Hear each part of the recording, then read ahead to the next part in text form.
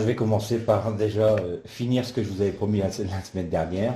J'ai constaté que je vous avais parlé de Moïse qui avait eu, Moshe qui avait eu l'interdiction de rentrer dans le pays de la promesse parce qu'il avait frappé 2 fois le rocher, le Sela, et je vous avais dit que j'allais nuancer cette réalité là dans la suite, et je ne l'ai pas fait. Donc je le fais maintenant. Euh, Nous retrouvons un moment Moshe, effectivement, dans le pays d'Israël. Alors à quel moment, vous allez me dire? Eh bien au moment de la transfiguration du Seigneur. Le Seigneur Jésus, quand il a été transfiguré, parlait avec Élie et Moshe.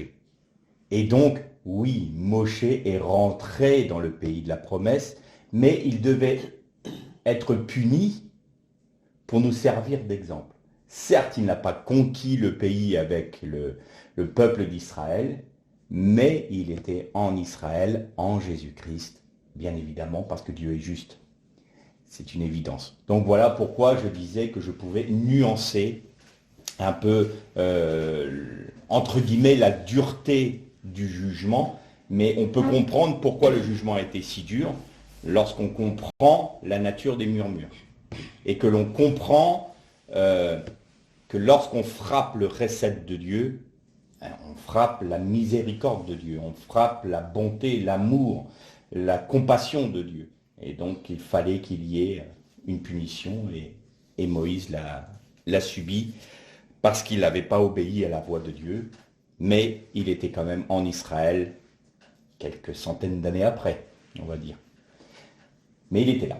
Bien, ceci étant dit, maintenant, on va, je ne sais pas si l'étude là va être en une seule fois ou en plusieurs fois. Je pense que ça sera en plusieurs, mais on va voir. On va avancer et on verra ce que ça donne. Aujourd'hui, je voudrais qu'on commence au moins par la lumière du jour 1. Alors, je dis bien la lumière du jour 1, pas la lumière du premier jour. Pourquoi? Parce que autant quand la Bible, dans le texte hébreu, quand la Bible nous dit que ce fut le deuxième jour, c'est effectivement deuxième. Troisième jour, c'est bien troisième. Quatrième jour, c'est bien quatrième. Jusqu'au cinquième. Et sixième jour, c'est plus sixième jour. C'est le jour 6. En ce jour 6, Ashishi. Et le premier jour, ce qu'on a traduit comme premier jour, c'est en fait jour unique ou jour 1, Echad, et non Arishon. Si on disait le premier jour, on dirait le Yom Arishon. Mais là, sur le texte hébreu, c'est Yom Echad, donc premier jour.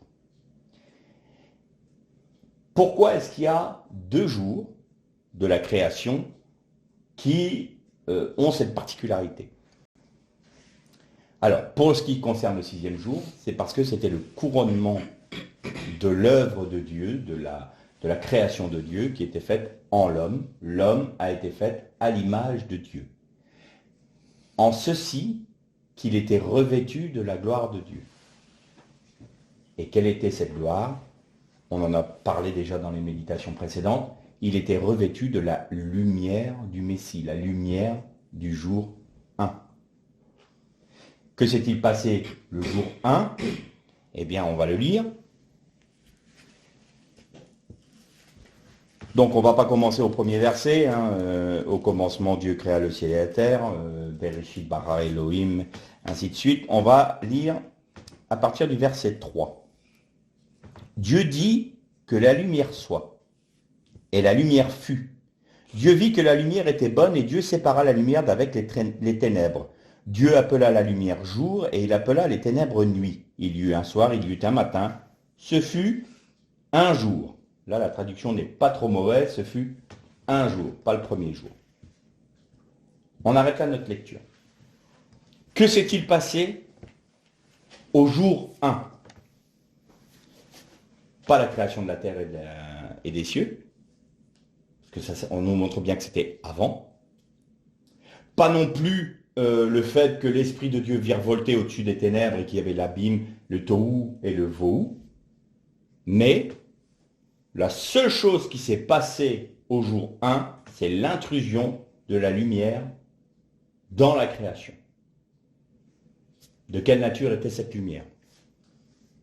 Cette lumière était divine.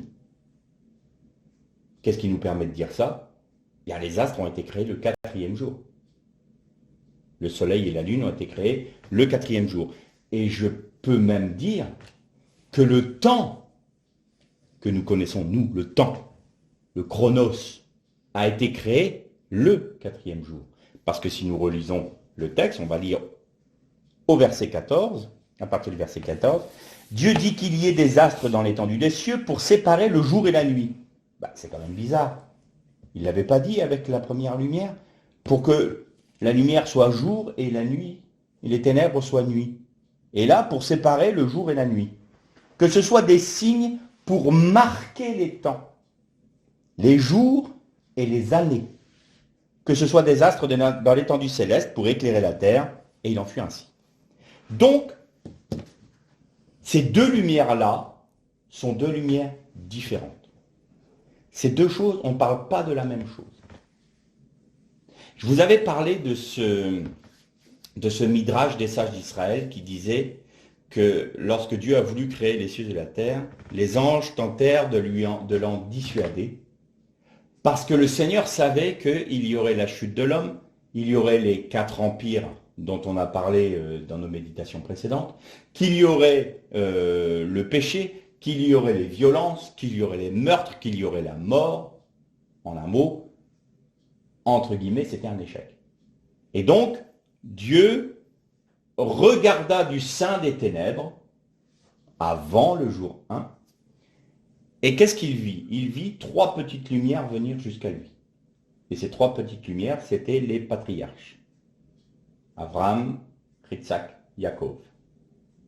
Et ces 3 lumières n'en ont fait plus qu'une, éclatante, extrêmement lumineuse et extrêmement glorieuse, qui était la lumière du Mashiach. Et en voyant cette lumière, Dieu dit que la lumière soit, et la lumière fut. Voilà le midrash que les sages d'Israël nous racontent. Alors c'est un commentaire, c'est une explication, c'est pas je l'ai souvent dit, c'est pas un texte canonique. Mais ça nous aide à comprendre que la lumière qui a été créée au jour 1, c'est la lumière du Messie. Et on comprend mieux quand on lit les premiers versets de l'évangile de Jean. Au commencement était la parole était Dieu, et la parole s'est faite chair, elle est venue parmi les siens, elle était la lumière du monde. Elle était la lumière du monde. Donc, la lumière du jour 1 est la lumière du Messie, du Mashiach. Et là, je fais une petite digression. Là où les scientifiques commettent une grande erreur, c'est que, alors évidemment, nous avons un esprit cartésien, nous avons un esprit issu de la philosophie grecque et de la pensée grecque, et donc, tout ce qui n'est pas observable n'existe pas. Ça, c'est Descartes. C'est-à-dire que tout est matière, rien ne se crée, tout se transforme, donc si on ne peut pas l'observer, c'est que ça n'existe pas, de facto. Très bien. Donc, moralité, quand on essaye d'étudier le temps et d'étudier les artefacts que nous trouvons, nous prenons donc souvent une méthode qui s'appelle le carbone 14. Il y a le carbone 14, tout objet, toute matière a du carbone 14. Et le carbone 14 a cette particularité qu'il se divise par 2 tous les temps d'années. Donc nous pouvons, en calculant le carbone 14, si vous connaissez la quantité de carbone 14 d'un objet, vous pouvez très bien en déterminer son âge, puisque ça se dégrade en tant de temps en fonction des années. Et donc ça, c'est observable parce qu'on a lié ça au temps. Sauf que là, la Bible nous dit que le temps a été créé le 4e jour. C'était comment avant? Sur quelle base on peut dire que le temps existait pour le jour 1, pour le 2e jour et pour le 3e jour? C'était hors du temps. Tout ce qui a été fait le jour 1, la lumière du Messie. Ensuite, il y a eu la séparation des eaux d'en bas et des eaux d'en haut. Pardon. Et ensuite, qu'il y ait la terre sèche. Tout ça, c'était hors du temps. Le temps n'existait pas. Le temps n'existait pas. Le temps a commencé quand les astres lumineux ont été créés pour marquer le temps et pour faire la différence entre les jours et les années. Maintenant, on commence à mieux comprendre ça avec la théorie de la relativité générale et la relativité restreinte d'Einstein. Nous savons que le temps est une dimension qui peut se dilater ou qui peut se contracter. Le temps est quelque chose qui n'est pas immuable. Or là, nous touchons quelque chose qui est de l'ordre de l'éternité. Donc, la lumière du Messie qui a été introduite par Dieu dans la création est de l'ordre de l'éternité. Et pourquoi elle était au jour 1 ? Parce qu'on peut dire que tout ce qui a suivi a été créé par elle, pour elle et en fonction d'elle. Tout ce qui vient après, c'est-à-dire tout ce qui vient, toute la Torah, toute la parole de Dieu, existe pour nous les hommes, parce que la lumière a été introduite dans le monde. Et là, alors, je parle lentement exprès pour qu'on intègre bien tout ça. Qu'est-ce qui était au commencement ? Jean nous le dit. Au commencement était la parole. La parole était Dieu. Et la parole était avec Dieu. Donc avant la création, avant que la terre et les cieux ne soient créés, la parole était. Parce que la parole était Dieu. Et quand la lumière du jour 1 a fait son intrusion dans la création, elle n'était rien d'autre que la parole révélée. Et en étant la parole révélée, la création a pu avoir lieu. Dieu dit que les eaux d'en bas et les eaux d'en haut se séparent. Et cela fut ainsi. Dieu dit qu'il y ait une étendue sèche, que la mer se rassemble en un endroit et qu'il y ait, littéralement en hébreu, c'est un continent. Un seul continent. Et cela fut. Dieu dit qu'il y ait des astres dans les cieux. Dieu dit, Dieu dit. Pourquoi ? Parce que la lumière était entrée dans la création. Sans elle, rien ne se serait fait. Et donc, je disais que le 6e jour, ce que l'on appelle le 6e jour, mais qui est le jour 6, il y avait le point culminant de la création de Dieu, qui n'était autre que l'Adam, qui était fait à l'image de Dieu, et qui était lui le porteur de cette lumière initiale, de cette lumière divine. Il était revêtu de la lumière glorieuse de Dieu, il était revêtu de la gloire de Dieu. Quand Adam a péché, avec Chava, avec la femme, avant, parce que Chava, elle est devenue Chava en sortant du jardin d'Éden, mais quand la femme a péché, donc l'Adam a perdu cette lumière. Il l'a perdue. Il a constaté que la gloire de Dieu ne le revêtait plus. Et donc, qu'est-ce qu'il s'est dit ? Avec la femme, nous sommes nus. Nous sommes nus. C'est pas une question qu'ils étaient tout nus ou pas tout nus. Avant de manger de l'arbre de la connaissance, ils ne savaient pas qu'ils étaient nus. Bah, bien sûr que si, c'est pas là la question. Ils n'étaient plus revêtus de la gloire de Dieu. Nous sommes donc vulnérables. Nous ne sommes plus protégés par la gloire de Dieu. Nous ne sommes plus protégés par la lumière de Dieu qui fait que toute la création respecte l'Adam parce qu'il a été créé à l'image de Dieu. Donc les animaux respectaient l'Adam. Les végétaux respectaient l'Adam. La création entière respectait l'Adam parce qu'il était fait à l'image de Dieu et qu'il était porteur de la gloire de Dieu et la lumière de Dieu. Je vais oser un parallèle. Avant la création de l'Adam, il y a eu un autre être qui a été créé qui était glorieux. C'est Lucifer. C'était un chérubin protecteur. Les luttes, les tambourins et les instruments de musique ont été créés pour toi, nous dit la Bible. Tu étais le plus glorieux des créatures de l'Éternel et il était préposé à la louange de la gloire de Dieu à travers notamment la musique. Lucifer, qu'est-ce que ça veut dire? Porteur de lumière. Il était porteur de la gloire de Dieu. Et la Bible nous dit que Lucifer a cessé de regarder à l'Éternel et s'est regardé lui-même et s'est trouvé très beau. S'est trouvé glorieux. Et il s'est dit, mais pourquoi ne serais-je pas Dieu? Et par son orgueil, il y a eu sa chute. Et il a entraîné avec lui des anges dans sa rébellion. Et l'Adam a été créé justement pour que, dans le domaine de la création matérielle, il soit lui le porteur de lumière. Un être glorieux qui devait manifester la gloire de Dieu dans la création matérielle.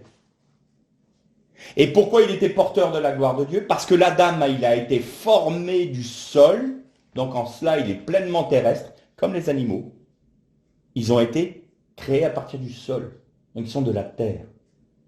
Mais il a reçu le souffle de Dieu. Et il devint une âme vivante. Animal veut dire être animé. Les animaux ne sont pas des âmes vivantes. Ce sont des âmes animées. Tandis que l'homme est une âme qui a reçu la vie par l'esprit que Dieu lui a donné. Et donc il est tout autant de la terre qu'il est tout autant des cieux. C'est un être qui fait la liaison entre les cieux, les eaux d'en haut et les eaux d'en bas. Les cieux et la terre. Il est ce trait d'union. C'est ça l'Adam. C'était sa destinée. C'était sa mission. Le Adam Arishon, le premier Adam, a manqué à sa mission, il a chuté. Et c'est la raison pour laquelle on dit du Seigneur Yeshua qu'il est le dernier Adam parce qu'il est l'Adam initial sans la chute. Donc il a accompli pleinement la pensée de Dieu en ce qui concerne le Fils de l'homme. Il est le Fils de l'homme. Le Fils de l'homme, n'oublions jamais, le Fils de l'homme est dans les cieux. Celui qui est descendu sur terre, c'est le Fils de Dieu. Parce qu'on dit, il y a cette notion qui dit, Jésus était le Fils de Dieu, et il est devenu le Fils de l'homme en naissant de Marie. Non. Le Fils de l'homme est dans les cieux. Quand Ézéchiel voit sa vision, quand il a sa vision, il voit le Fils de l'homme dans les cieux, comme immolé. Quand Daniel voit sa vision, il voit aussi le Fils de l'homme, comme un fils d'homme. Quand Jean, dans l'Apocalypse, nous parle du Fils de l'homme qu'il voit, un fils d'homme, c'est le Fils de l'homme. Il est dans les cieux, le Fils de l'homme. Et celui qui est venu sur terre, c'est le Fils de Dieu pour racheter les péchés de l'humanité. Vous voyez? Il faut bien comprendre cette notion-là. Dans le judaïsme, le Fils de l'homme, c'est la notion la plus élaborée du Messie, du Mashiach. Et il est céleste. Donc l'Adam avait pour vocation d'être sur la terre en étant lié dans les cieux. Il était ce trait d'union. Dans la mesure où ils se sont vus nus, c'est-à-dire non revêtus de la gloire de Dieu, ayant perdu cette lumière de Dieu, l'homme et la femme se sont trouvés nus.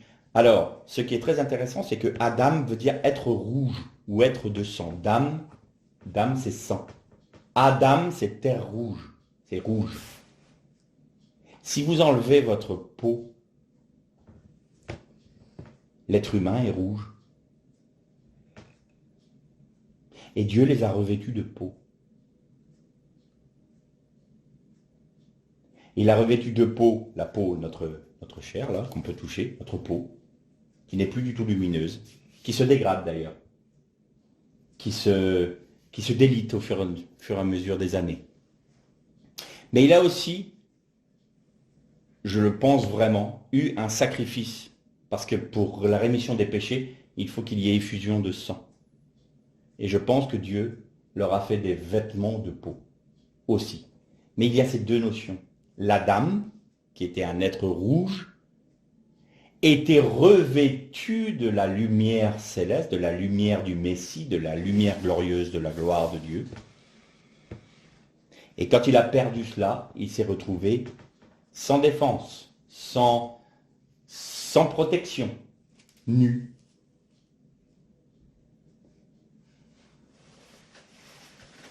Et c'est très intéressant de savoir que le serpent, il était nu aussi. Voilà, ça serait une autre... C'est le même mot en hébreu.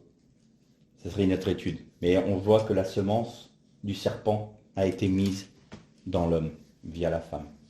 Mais ça, c'est pas notre sujet. Donc cette lumière divine, cette lumière du jour 1, qui revêtait la dame, a été perdue. Et le péché est rentré dans le monde. L'homme et la femme ont été chassés du jardin. Et l'homme a été livré à cette destinée. C'est d'ailleurs dans le chapitre 5 de la Genèse où il est dit « Voici le livre des Toldot d'Adam. » Voici le livre, c'est bien un livre, des engendrements d'Adam. Là, vous avez l'histoire de l'humanité qui commence. L'humanité hors de Dieu. L'humanité qui a rejeté Dieu. L'humanité qui a perdu la gloire de Dieu qui le revêtait. Elle est où cette lumière? Parce qu'aujourd'hui nous avons la lumière des astres, le soleil, nous avons la lune la nuit, mais la lumière du jour 1, elle est où? Où est-elle? Je vous ai donné un indice tout à l'heure, quand je vous ai parlé au commencement était la parole était Dieu, et la parole était avec Dieu. Eh bien, la lumière divine est dans la parole de Dieu. On peut dire que chaque lettre, je parle bien de lettres du texte original, de l'hébreu, chaque lettre hébraïque de la Torah, de la parole de Dieu, est un grain de la lumière originelle. Et au terme de notre méditation, nous comprendrons que pourquoi la lumière est-elle cachée dans la Torah qui a été donnée à Moïse, et on va voir qu'avec les exégèses, les différents niveaux d'exégèse que nous allons employer, nous allons constater que cette lumière est dans la Torah. Parce que la Torah nous amène à la lumière. Mais je ne vais pas brûler les étapes, on va prendre le cheminement. L'humanité continue, fait son chemin, et évidemment c'est l'horreur, la violence. Toute chair a corrompu sa voix. Et là, il y a un jugement de Dieu qui tombe. C'est la destruction. C'est l'annihilation de l'humanité. Mais les Juifs nous disent une chose très intéressante et qu'il faut toujours retenir. La création s'est faite sur deux pôles. Vous prenez une ampoule, si vous mettez deux pôles positifs, vous n'aurez pas de lumière. Si vous mettez deux pôles négatifs, il n'y aura pas de lumière. Mais si vous mettez un pôle négatif et un pôle positif, vous avez de la lumière. Et donc, la création s'est faite sur deux pôles, sur deux réalités de la nature divine. La première, on pourrait dire, c'est le pôle masculin, du Père, qui est la Gévoura. On a parlé la dernière fois. La Gévoura, qu'est-ce que c'est? C'est la rigueur. C'est la loi. C'est Elohim ou Elohim, selon certaines prononciations. Ça, c'est le Père créateur, le Père 3 fois saint. C'est le Dieu 3 fois saint. C'est la rigueur, la loi, l'obéissance, la rigueur. Et vous avez l'aspect féminin. Et le féminin, c'est le chesed. qui est la miséricorde, la compassion, l'amour. Ça se retrouve un peu même dans une famille. Alors, évidemment, je vais parler d'une famille normale, pas les familles d'aujourd'hui, décomposées, recomposées, tout ce que vous voulez, avec homme, homme, femme, femme, enfin bon, bref. Je parle de la famille selon le cœur de Dieu. Une mère, un père, des enfants. Et quand ils sont normalement constitués, je veux dire qu'ils ne sont pas complètement partis selon le cœur de Satan, c'est-à-dire qu'un père, lui, c'est l'autorité. Le père est toujours ce qui représente l'autorité. On obéit au père, on respecte le père, parce que le père, c'est celui qui est capable de punir, c'est celui qui est capable de mettre les limites et de dire non. Alors, non pas que la femme ne le fasse pas, la mère ne le fasse pas, mais quand un enfant va se faire mal ou quand un enfant a un problème, il ne court pas en premier lieu vers le père. Il va vers la compassion, il va vers l'amour, il va vers le chesed. Et donc quand un enfant a un problème, il court vers sa mère. Parce que la mère, il sait qu'il va trouver de la compassion. Une maman, c'est toujours celle qui va vouloir porter la souffrance de son enfant sur elle-même. La mère, c'est celle qui va entourer. La mère, c'est celle qui va aimer. C'est celle qui va prendre dans ses bras pour consoler. Et l'enfant sait très bien que, pour ce qui est du père, ça ne veut pas dire que le père ne va pas consoler, mais que le père a ce rôle-là de la rigueur dans le couple, dans la famille. Tandis que la mère, c'est la compassion. On retrouve ces deux choses-là. Pourquoi? Mais parce que le couple est l'image de l'époux et de l'épouse. Du Messie. Qui est le Messie? C'est Dieu. Il n'y a pas de différence. Dieu est un. Dieu est Echad. Il est unique, il est un. C'est ça que les Juifs ne comprennent pas chez nous, parce qu'ils pensent qu'on a trois dieux, le Père, le Fils, le Saint-Esprit. Mais c'est la même chose. C'est des attributs de Dieu. Le Fils de Dieu, c'est des attributs de Elohim, ou je vous avais dit la dernière fois que le nom, le tétragramme, était en quelque sorte le nom le plus important de l'Éternel. Et je m'étais dit que bon, je m'avançais peut-être en mettant une hiérarchie dans les noms de l'Éternel. C'est pas une question de hiérarchie. Je dirais que tous les noms de l'Éternel, tous les noms, et il y en a 1820 de mémoire, noms en termes d'attributs de Dieu, de noms divins. Mais le nom qui renferme l'ensemble des attributs de Dieu, c'est le tétragramme. Et le tétragramme, c'est le chesed. C'est la compassion, c'est l'amour de Dieu. On en a parlé la semaine dernière, que le chesed était lié au tétragramme, tandis que la Gevura, la rigueur, était liée à Elohim. On en a parlé. Et donc, le nom de la compassion, du chesed de Dieu, englobe l'ensemble des noms de l'Éternel. Et ça, c'est très important. Il nous faut saisir ça de manière extrêmement importante.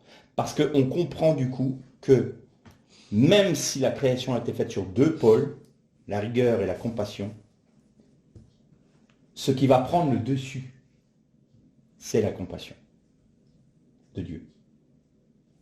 Et je vous avais donné cet exemple.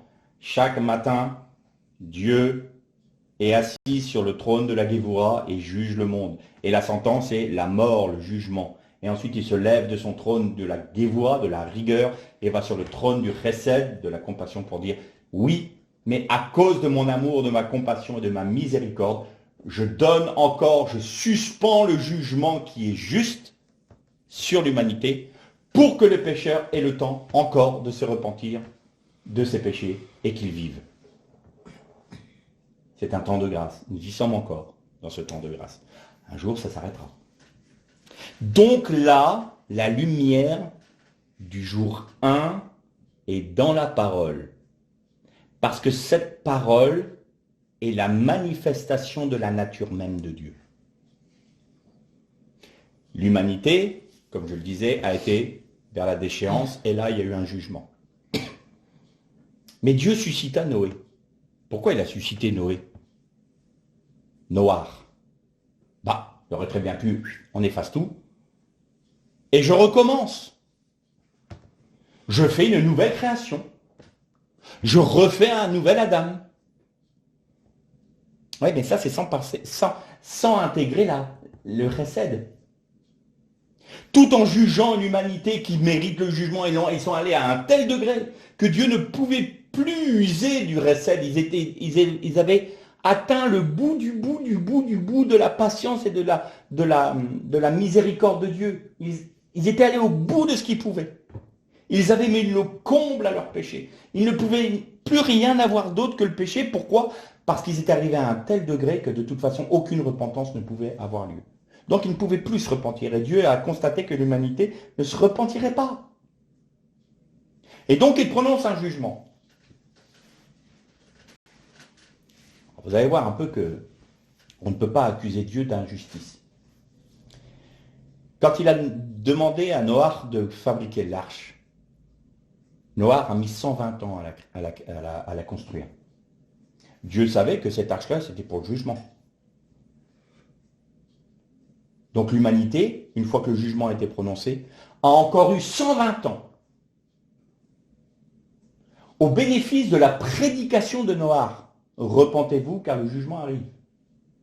Et le fait même qu'il construit une arche au milieu même de la terre, ça aurait dû interpeller. Si vous vous mettez dans le centre de la France et que vous construisez un bateau, et que vous dites j'attends que la pluie arrive pour l'emporter, il y a beaucoup de personnes qui vont vous regarder d'un drôle d'œil en disant il est fou lui. Il est complètement fou. Il construit un bateau au milieu de la terre alors que la mer elle est à 500 km. Quoi. Il est fou ce gars-là. Oui. Donc Noach, c'est ce qu'il a fait. Et donc plutôt que de se laisser interpeller, les hommes ils se sont moqués de lui. Ils ont continué. Et pourtant 120 ans supplémentaires de la patience de Dieu. Et quand Noach, sa famille et tous les animaux sont rentrés dans l'arche, encore là, Dieu, autant l'humanité avait mis un comble à son péché, mais Dieu a encore voulu mettre un comble à son temps de grâce. Il a dit à Noach, c'est moi qui fermerai la porte de l'arche. Et il a laissé 7 jours supplémentaires où tout le monde était dans l'arche. Toute la famille de Noach était dans l'arche, tous les animaux étaient dans l'arche. Et pendant 7 jours, la porte de l'arche est restée ouverte. Tout homme qui aurait réalisé son péché et aurait compris que le temps dans lequel il est, c'est le dernier carat du temps de la grâce de Dieu, pouvait monter dans l'arche et être sauvé avec la famille de Noach. Dieu avait mis un comble à sa miséricorde, à son chesed. Et donc, 7, c'est symbolique. 7, c'est la plénitude. En gardant 7 jours supplémentaires, Dieu mettait la plénitude, le comble à sa miséricorde, à son chesed. Au bout des 7 jours, la porte de l'arche s'est fermée et le jugement est arrivé.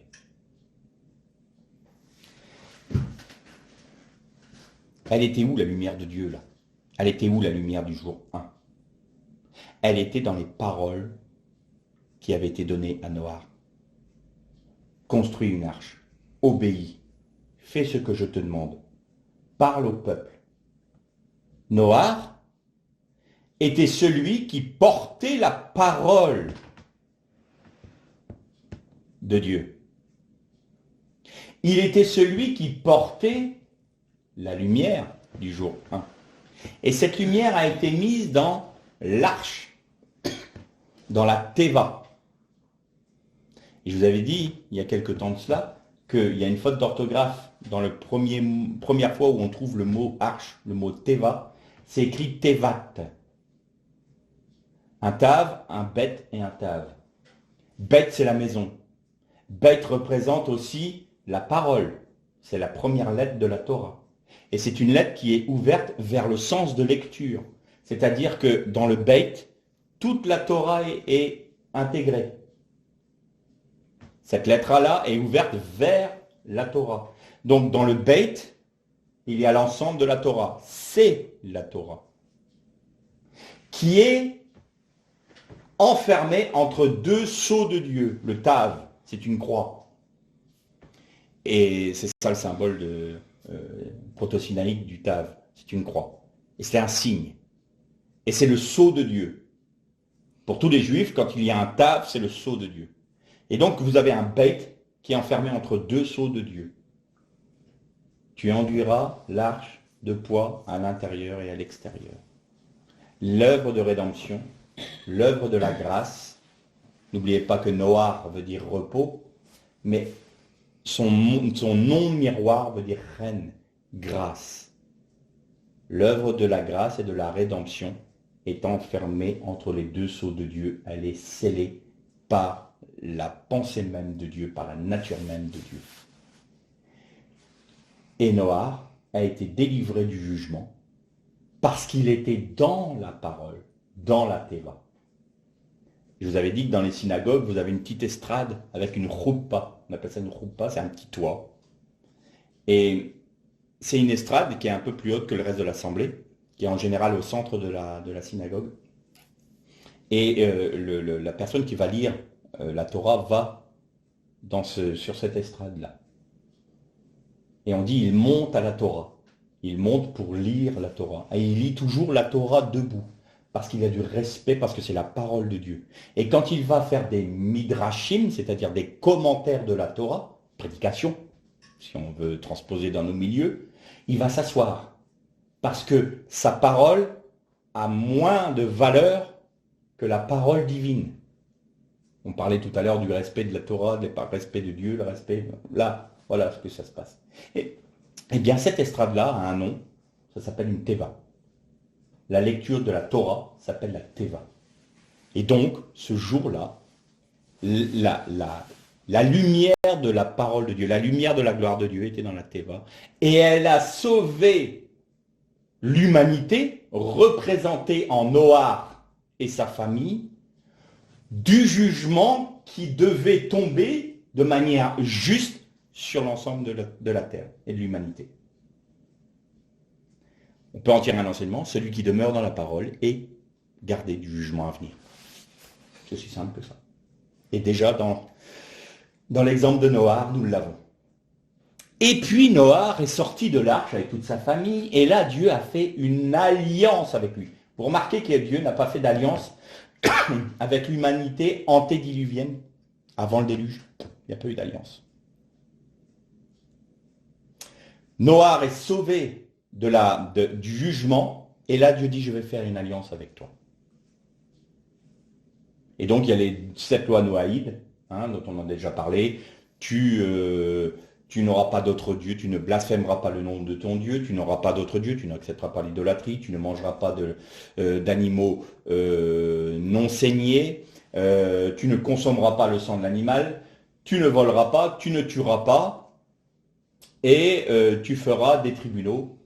Le sang versé par l'homme son sang sera également versé. C'est une justice, c'est des tribunaux. Et donc, il donne les lois noaïdes, 7 lois noaïdes. Et cette loi, elle est scellée par un signe, l'arc-en-ciel. Alors on peut dire, bon, l'arc-en-ciel, voilà, c'est un arc-en-ciel. Donc quand on voit un arc-en-ciel, ça veut dire qu'il n'y aura plus de déluge. C'est vrai. Mais est-ce qu'il n'y a pas une notion plus intéressante là-dedans?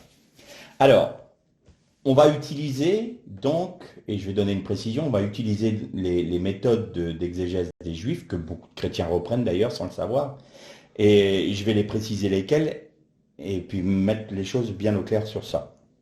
Parce que je vois déjà les cris d'orfraie, j'entends déjà les cris d'orfraie et puis les levées de boucliers. Comment ça se fait? Prendre de l'exégèse juive, ils n'ont pas reconnu le Messie, c'est de l'hérésie, c'est n'importe quoi. Pop, pop, pop. On va calmer le jeu, je vais expliquer, et on va vite comprendre. Il y a 4 niveaux d'exégèse, on a le pshat, le rames, le drash et le sod. J'explique. Le pshat, c'est le sens littéral du texte. Bon, nous on l'utilise, on lit la Bible, on dit, la Bible dit. Tu ne commettras pas de vol. Bon, ça, il n'y a pas besoin de faire une exégèse super méga importante pour dire que tu voles pas, quoi. Voilà, ça c'est le drash. C'est le sens, c'est le pshat, pardon. C'est le sens littéral du texte. Ensuite, vous avez le rames, qui est la typologie ou l'allégorie. Qu'est-ce que ça veut dire ça? Les Juifs, ils font quoi avec ça? On va dire n'importe quoi. Eh bien, en type, on peut dire que comment dire, le couple de Yitzhak, donc de Isaac et de Rebecca, sont l'image du couple du Messie et de l'épouse. Bon, ça, j'ai entendu des prédications là-dessus. Donc ça, c'est de la typologie. Ça, c'est de l'allégorie. On peut dire qu'Abraham représente le Père, le Fils, c'est Jésus-Christ, donc Yitzhak, et le serviteur, Eliezer, qui va chercher l'épouse, c'est le Saint-Esprit. Voilà. Donc, ça, c'est de la typologie. Donc ça, on l'utilise aussi dans nos milieux. Ensuite, vous avez le drash. Le drash, c'est le commentaire.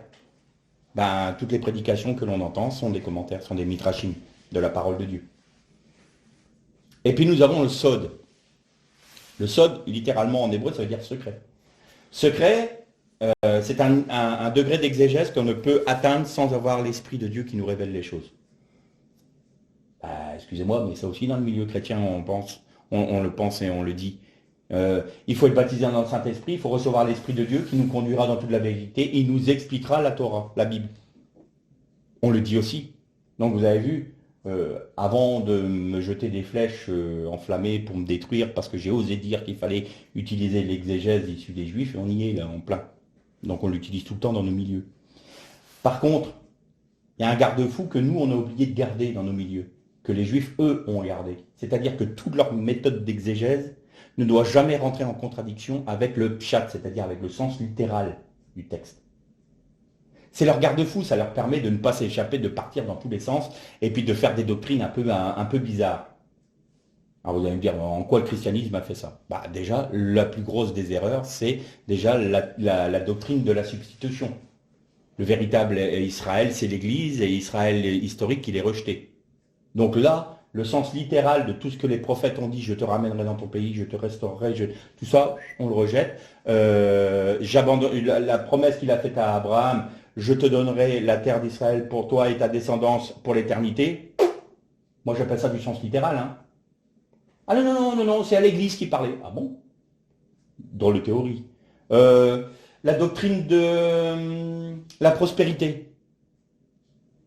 Mes frères et sœurs, montrez-moi le texte littéral qui nous explique qu'on peut utiliser le sacrifice de Jésus pour s'enrichir et profiter de la vie.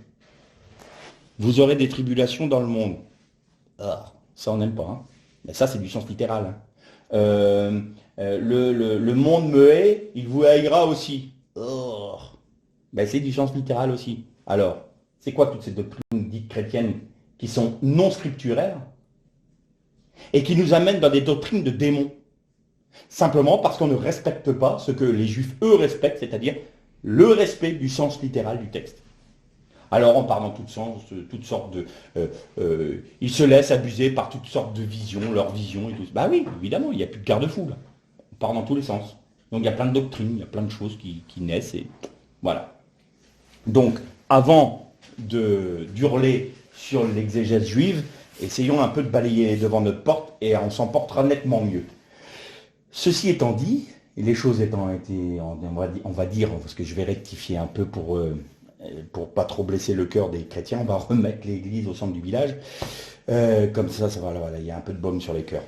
Je suis un peu incisif, mais il y a des moments, j'ai envie de dire, quand on arrêtera de se regarder comme des phénix, que nous sommes les grands dieux, les grands de ce monde qui devons montrer tout aux autres, regardons aussi nos erreurs et nos manquements, et puis après, essayons de rectifier un peu nos errances. À ce moment-là, on retrouvera la lumière divine. Bien, ça fait terminer la parenthèse. Donc on va utiliser cette exégèse-là. Et notamment dans l'exégèse juive, il y a ce qu'on appelle des klal. Les klal, c'est des règles. J'en ai utilisé une tout à l'heure. Le mot miroir ou l'expression miroir, noar, qui veut dire repos. Vous le lisez à l'envers, le nom vous avez chen, qui veut dire grâce. Et là, vous trouvez un secret.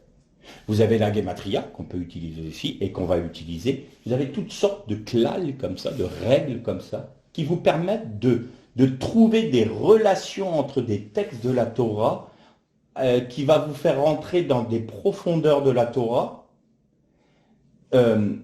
qui sont stupéfiantes, mais en même temps, vous devez toujours vérifier si ce que vous venez de voir ne contredit pas le texte. Voilà, vous voyez?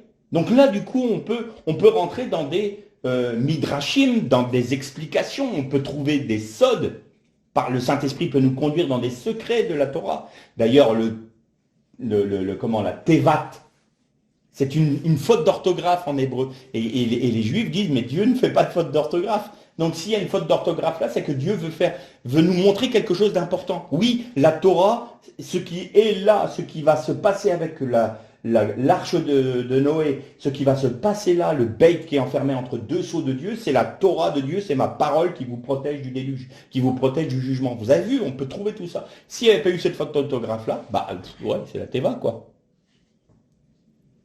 Et là, le Seigneur met le lecteur, il tapote sur l'épaule du lecteur en disant « Attention, là, regarde ce que tu lis. » Ah, on avait parlé il y a quelque temps de ces minuscules qu'il y avait dans le milieu du texte, des noms des 10 fils d'Aman qui ont été pendus.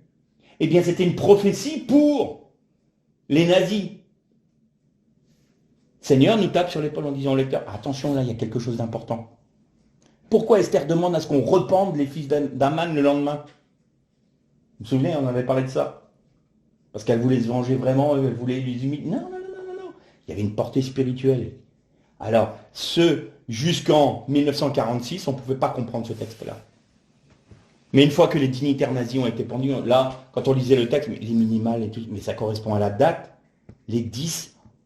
Mais c'est pour ça, oui, les nazis étaient les Amalécites du XXe siècle.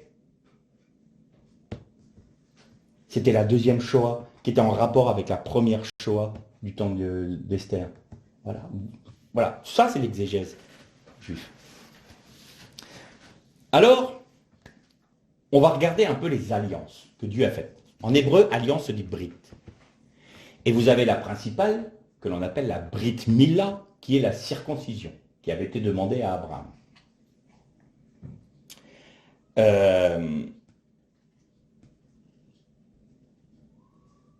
Si vous prenez le texte, comment dire, il faut prendre le texte en hébreu, où vous avez les 10... alors, je vais retrouver le texte et on va en parler. En Genèse 22,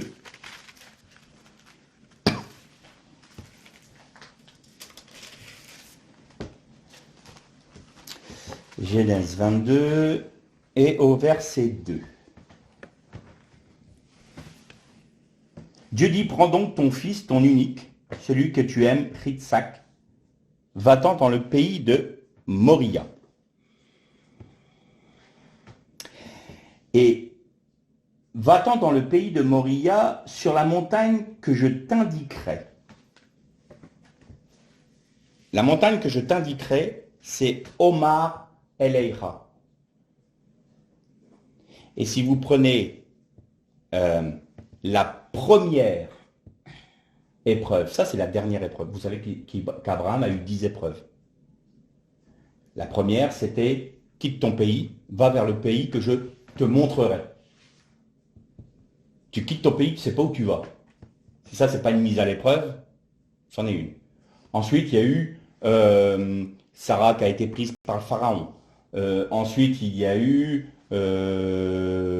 Sarah encore qui a été prise par Abimelech. Vous avez eu la famine, il arrive dans le pays de la promesse, il y a la famine, il part en Égypte. Mais Seigneur, tu m'avais promis de me donner ce pays-là et je suis obligé de partir en Égypte. Comment ça se fait? Il y a eu les guerres contre les rois qui avaient fait prisonnier les gens de Sodome et Gomorrhe. Et la dernière épreuve, qui était au-dessus de tous, ce qu'on appelle la Hakeda. Et la Hakeda, c'est la ligature de Ritsak, le sacrifice de Ritsak. Et donc, nous allons prendre la première épreuve, donc quitte ton pays, et la dernière épreuve que nous venons de lire. D'accord?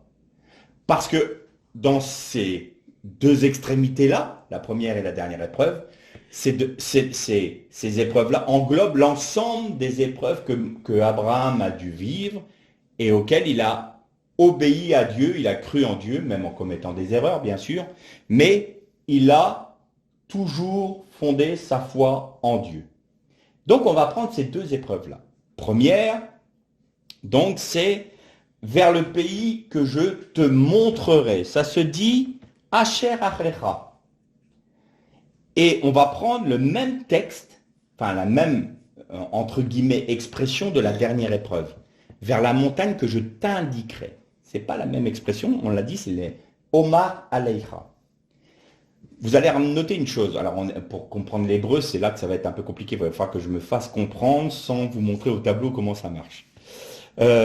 Si vous prenez la première expression, vous avez un Aleph, un Shin, un Resh. Ça, c'est Asher.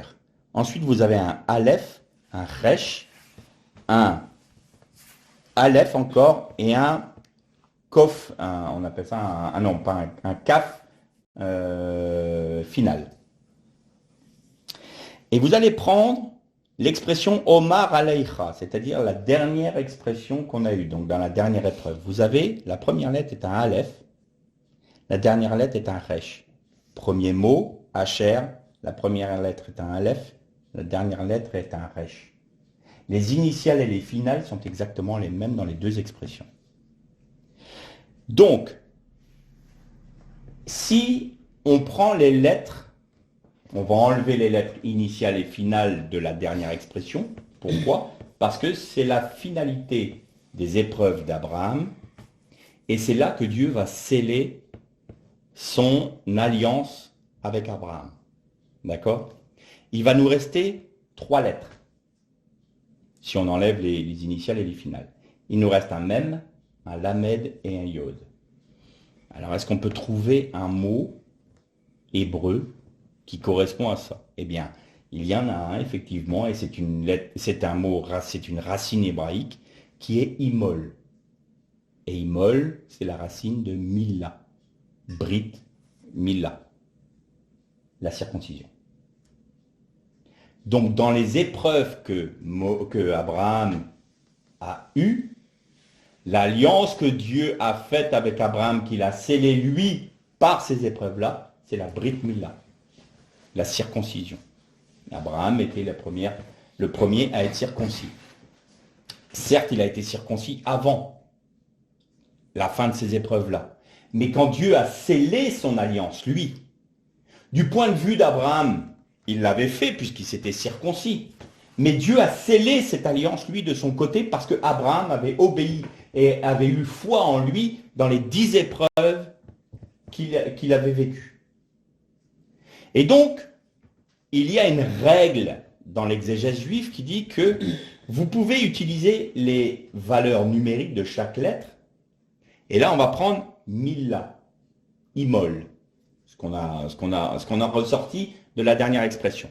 Donc, le Yod, qui correspond à 10, qui a pour valeur numérique 10.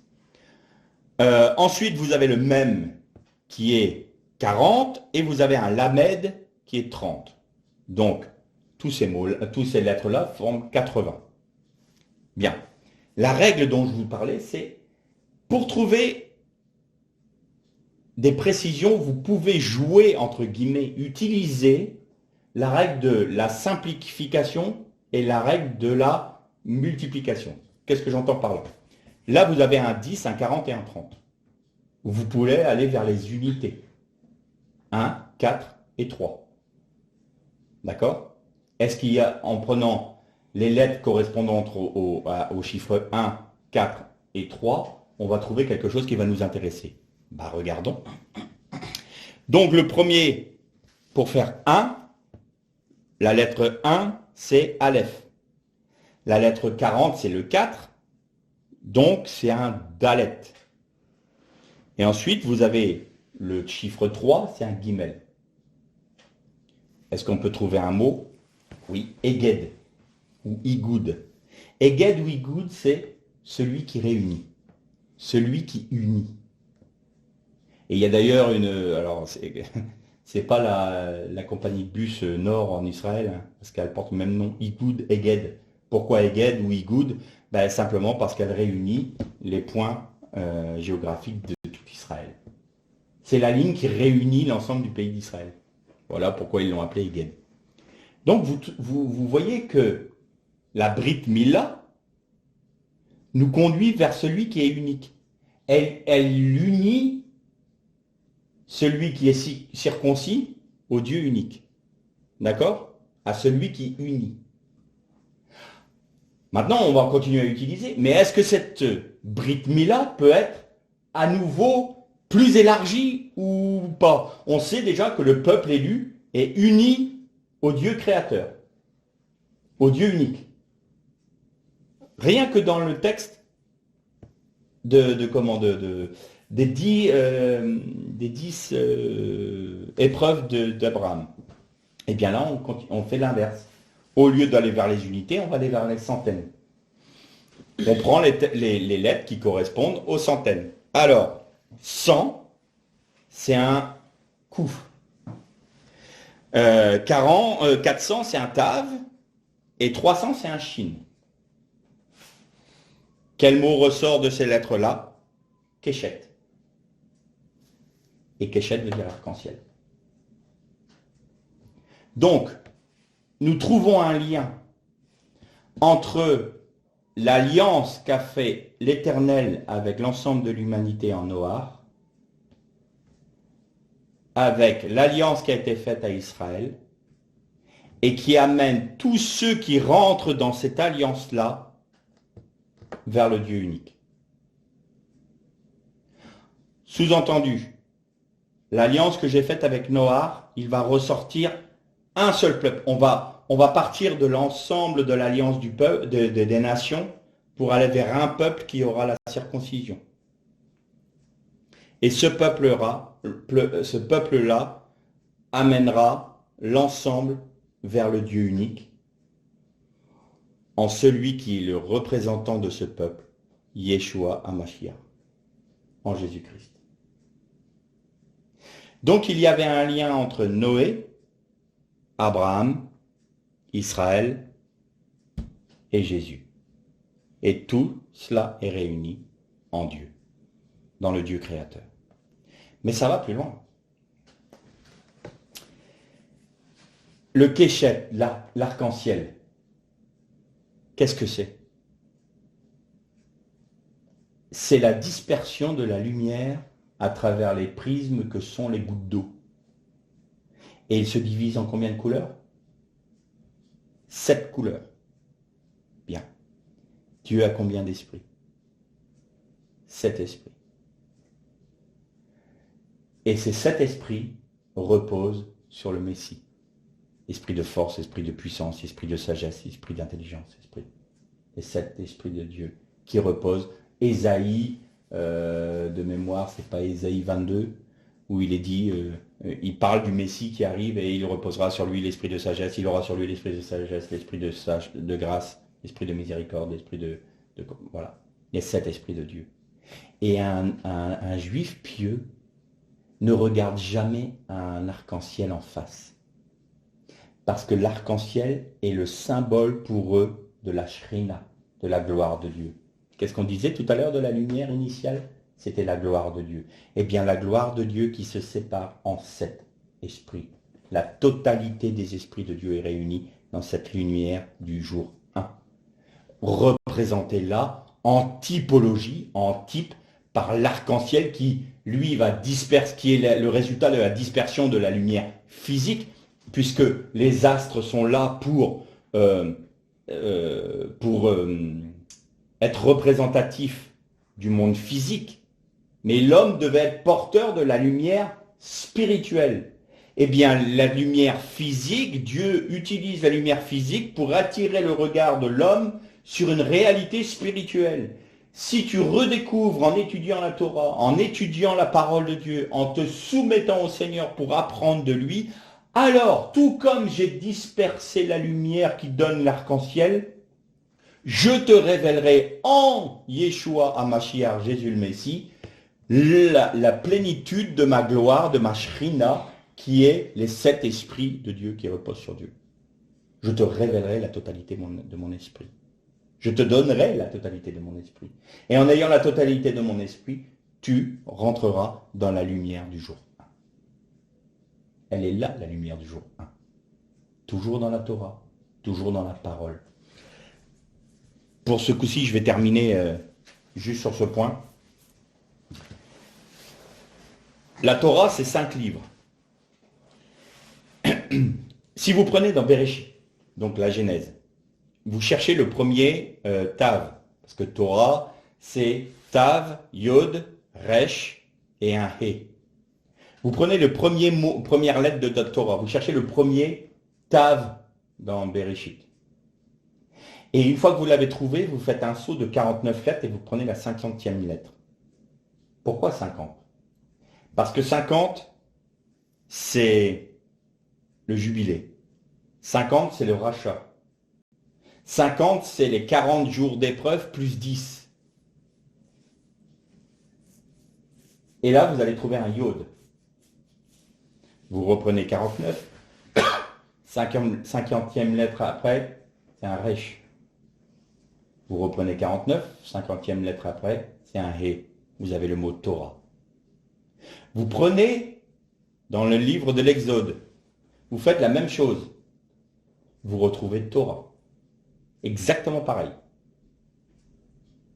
Vous prenez le livre, alors ensuite vous avez Lévitique, après vous avez les nombres. Et là vous essayez ça, ça ne fonctionne plus.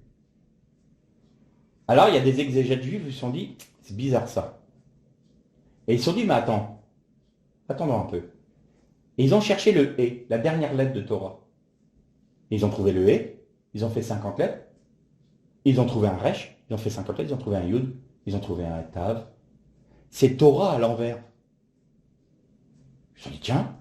Et dans le livre des nombres alors, pareil, Torah à l'envers. Comme si la Torah se tournait vers le livre central qui est le Lévitique. Et le Lévitique, qu'est-ce que c'est? C'est le résumé de la Torah, c'est-à-dire c'est l'explication de la réalité, c'est les Lévites, c'est le culte des Lévites dans le temple. Et ils se sont dit, mais qu'est-ce qui est dans le Mikdash, dans le Beth Amikdash? Qu'est-ce qui est dans le Mishkan, dans le tabernacle? La présence de Dieu. Est-ce qu'on peut trouver Dieu alors, dans le Lévitique? Alors ils se sont dit, attends, première lettre du nom de Dieu c'est Yod. Ils prennent un Yod, ils font 50 lettres, ils tombent sur un He. Ils font 50 lettres, ils tombent sur un Vav. Ils font 50 lettres, ils tombent sur un He. Vous avez le tétragramme. Les deux premières lettres, les deux premiers livres de la Torah vous conduisent vers le Lévitique. Les deux dernières livres de la Torah vous conduisent vers le Lévitique. Et dans le Lévitique, vous trouvez Yod-Hé-Vav-Hé, le nom de Dieu. Tout ça, c'est le fruit du hasard, il paraît. Donc, vous notez que en étudiant la Torah, vous pouvez trouver cette lumière-là. Quand je vous dis que tout est écrit dans la Torah, dans les 5 premiers livres, tout. J'irais m'avancer que tout est réuni en condensé dans le premier verset de Bereshit, de Genèse. Tout est dedans. On y est. On a l'ensemble de l'humanité.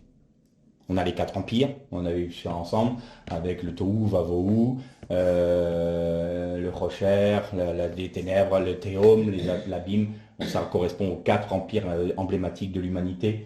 Vous avez le Père, le Fils, vous avez Israël. Si je devais encore vous dire tout ça, vous trouvez Israël dans les premiers versets. Premier verset de la Torah, de Genèse, et puis vous allez retrouver Israël en même temps, mais en arrière, et vous allez tomber sur Adam, qui est le 26e verset, 26 qui correspond à Yod-Hé-Vav-Hé, le nom de Dieu, donc de la miséricorde. Et donc l'Adam a été créé pour la miséricorde. Mais la miséricorde est issue de quoi? D'Israël. Pourquoi? Parce qu'Israël va donner naissance à Yeshua Mashiach.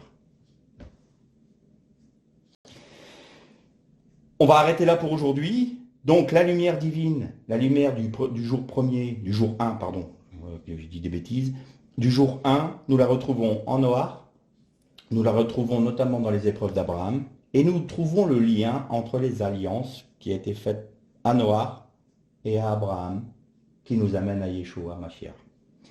La prochaine fois, on va voir ce qu'on trouve avec Moshe. On va voir probablement avec Daniel, qui n'est pas rangé dans les livres des prophètes, mais qui était un prophète, et vous allez voir une particularité. Quoi qu'il en soit, la lumière du jour 1 est cachée dans la Torah de Dieu. Elle est la parole de Dieu. Chaque lettre hébraïque de la Torah est un grain de cette lumière. Et le Seigneur demande à chacun d'étudier sa parole, d'étudier la Torah, de manière à trouver cette lumière. Et on terminera par l'accomplissement de l'accomplissement, c'est-à-dire en Yeshua HaMashiach. Pourquoi, comment, concrètement, qu'est-ce que ça implique pour nous et quelle est notre attitude à avoir face à cette révélation. Mais là, pour l'instant, on arrête là pour aujourd'hui parce que quand on prend ces sujets-là, c'est assez bourratif intellectuellement et je ne veux pas vous noyer sous plein de données d'un coup. Retenez ça, voyez les liens entre les alliances, qu'on retrouve cette lumière-là, le lien avec Noah, avec Abraham, ingurgitez tout cela, digérez-le et la prochaine fois, on continuera. Que le Seigneur vous bénisse.